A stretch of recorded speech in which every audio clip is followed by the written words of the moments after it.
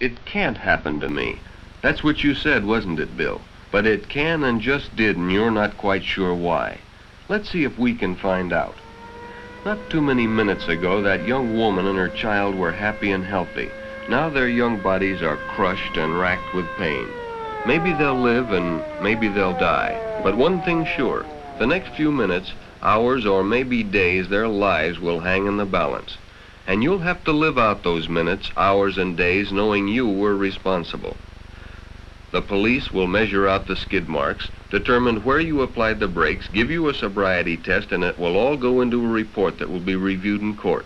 Maybe you'll be found guilty, maybe you won't. But you'll never outlive the memory of waiting to find out if the mother and daughter will live or die.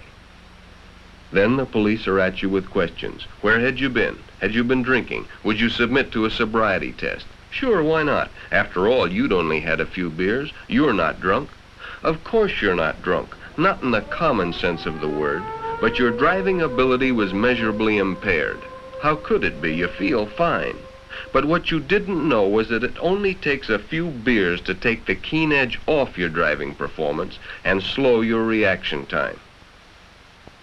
When ethyl alcohol, which is the foundation of all liquor, enters the circulatory system through the stomach, it's oxidized by the liver and turned into heat energy in the form of calories.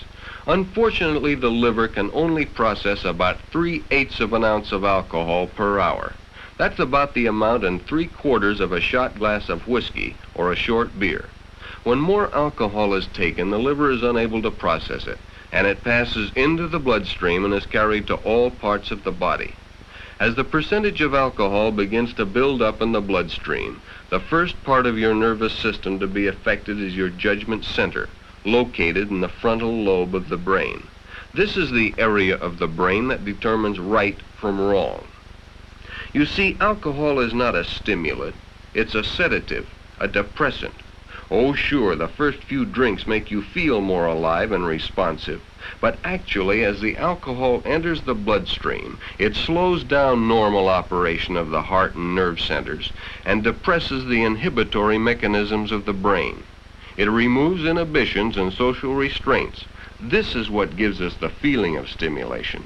You have more assurance, but less self-control, and this is when the danger begins. You get a Superman complex behind the wheel at the very time when your driving skill and mental outlook have been seriously damaged. The alcohol works as an anesthetic, and we adopt a "I don't care" or "sure I can make it" attitude. We contemplate stupid things like passing on a curve or a hill. We become easily exasperated by the driver we feel isn't going fast enough, and we take chances we wouldn't ordinarily take to pass him. But those few beers we had can reduce our driving ability as much as 25 to 40%. A report by the American Medical Association clearly showed that 2 shots of 100 proof whiskey or 2 12-ounce bottles of beer can inject a dangerous amount of alcohol into our system if we're driving. And the worst part is that we probably aren't aware of it. Even an hour after having a couple of beers, our reaction time to light signals can be reduced as much as 6%. In another test, it was shown that after a 3-ounce drink, it took as much as 12 seconds for a person to regain his normal sight after being blinded by the lights of an oncoming car. At 60 miles an hour, that would be over 1,000 feet, or 1/5 of a mile of blind driving. Alcohol sometimes causes visual distortion too. Things become blurred and indistinct. Another problem which often goes unnoticed by the driver but is no less dangerous is tunnel vision. Tunnel vision is a phenomena where your field of vision becomes increasingly narrow. That is, your periphery or sight vision is decreased. This makes you vulnerable to cross traffic and is often the cause of sideswipe or intersection accidents. The National Safety Council says that 2 normal cocktails or 4 beers can reduce visual acuity as much as wearing dark glasses at night. Now, only a fool would drive at night wearing dark glasses, but nobody thinks much about driving after 4 beers. The effect of alcohol on vision is particularly serious. because 90% of the driving decisions we make are based on how well we see.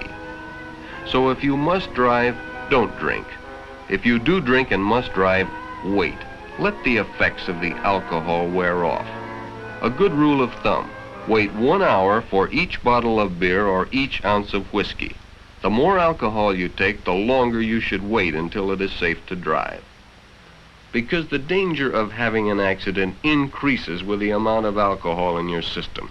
For instance, under identical driving conditions, a person with 0.05% alcohol in his blood, that's about 2 drinks or a few beers, is twice as likely to have an accident as a person with no alcohol in his blood. With 0.10%, 3 to 6 drinks or a couple of quarts of beer, the chances are 3 times as great. And when the blood alcohol has reached 0.15%, the chances are 10 times as great.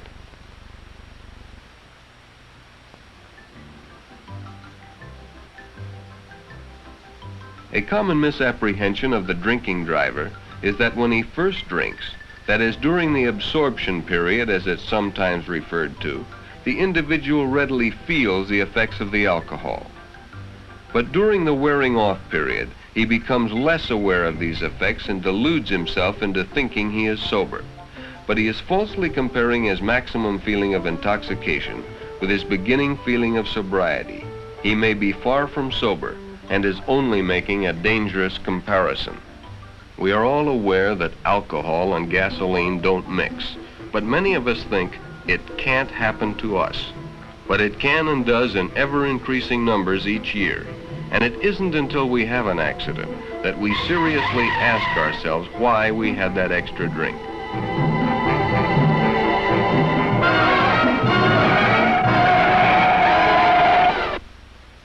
We all find excuses for drinking.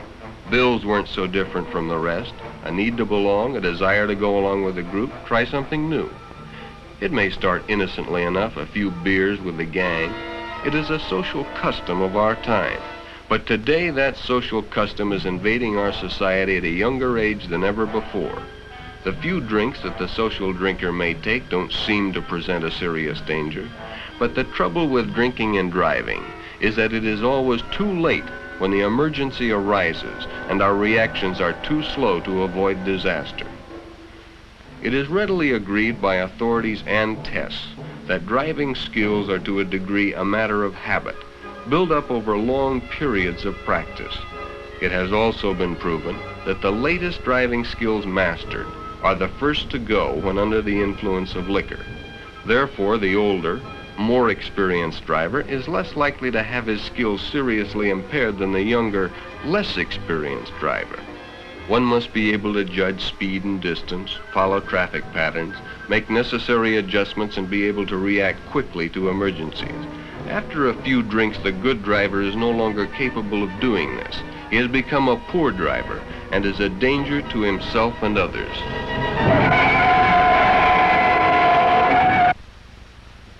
This happened to you, didn't it, Bill? Sure, you passed your sobriety test.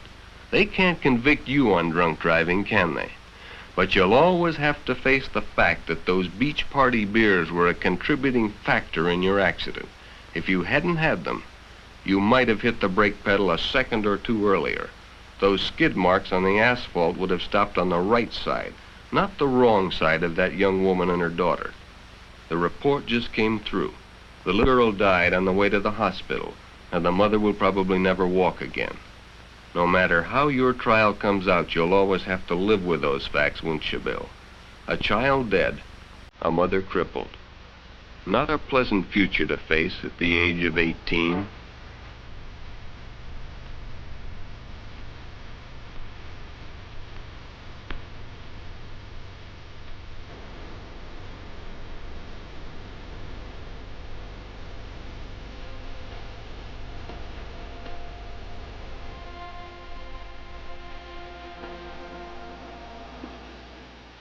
This concludes our broadcast day. Good night, and God bless America.